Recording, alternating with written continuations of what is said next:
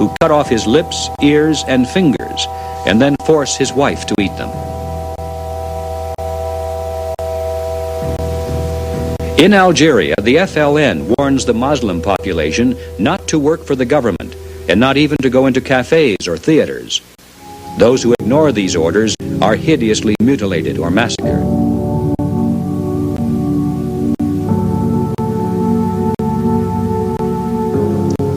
In Ireland, over 100 people each year are deliberately shot through the knee to cripple them for life.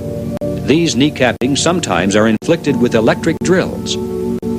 The victims are not British troops or Protestant opposition. They are Catholics who have been punished for backsliding, failure to support the revolution.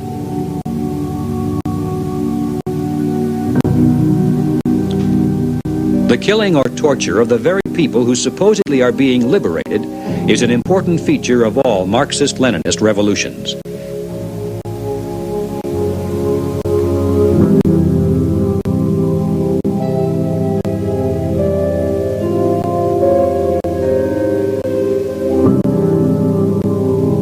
It is through this tactic that the terrorists are able to frighten segments of the population into supporting them.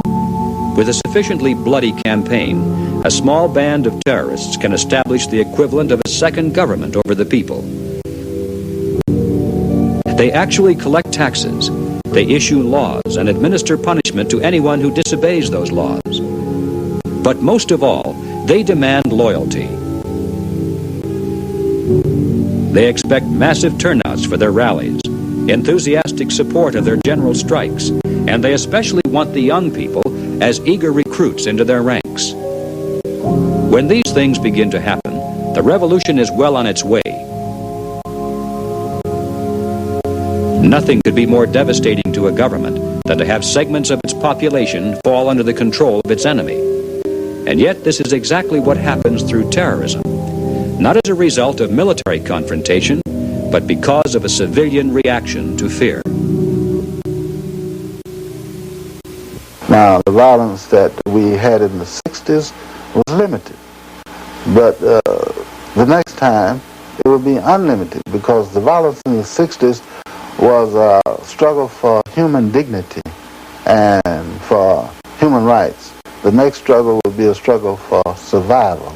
And it will not just be limited to black people or black against white, but it will be the poor people, the masses of the people in the country struggling for the right to live, for the right to survive. I brought up the subject of what's going to happen after we take over the government.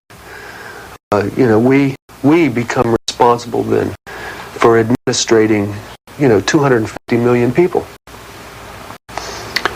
No answers. No one had given any thought to economics. How are you going to then feed these people? The only thing that I could get is that they expected that the Cubans and the North Vietnamese and the Chinese and the Russians would all want to occupy different portions of the United States. They also believed that their immediate responsibility would be to protect against what they called the counter-revolution. And they felt that this counter-revolution could best be guarded against by creating and establishing re-education centers in the Southwest, where we would take all the people who needed to be re-educated into the new way of thinking and teach them how things were going to be.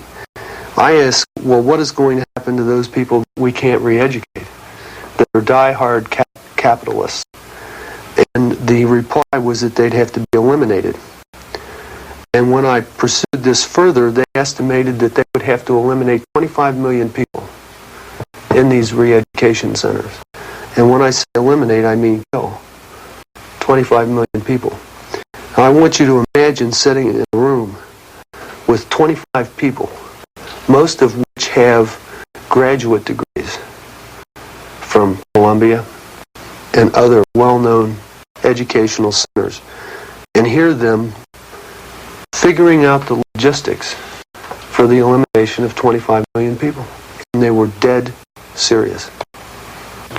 Very few of these diplomats, journalists, trade missions and so forth very few members do not have an espionage role.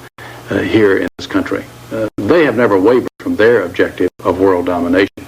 Congressman Lawrence McDonald has been an outspoken advocate of improved national security, and he has devoted hundreds of pages in the congressional record to documenting the internal threat of espionage, subversion, and terrorism.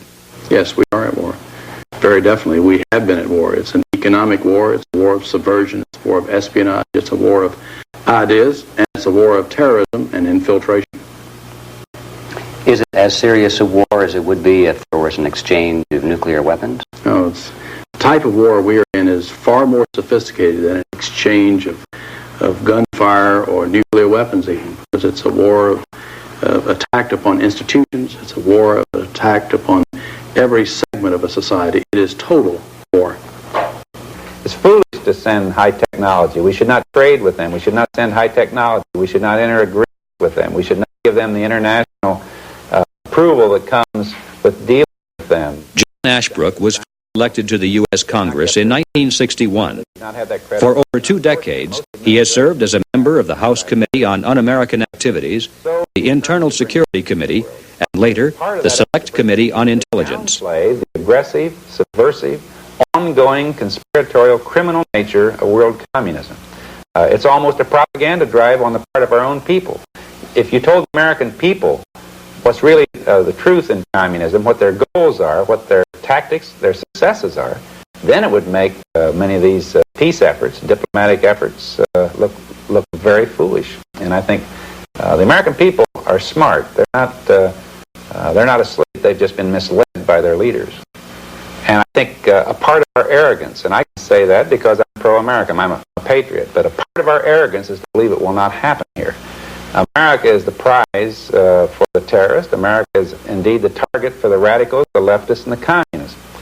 What makes you think that in Italy, in France, Britain, Germany, other democratic countries, terrorism is a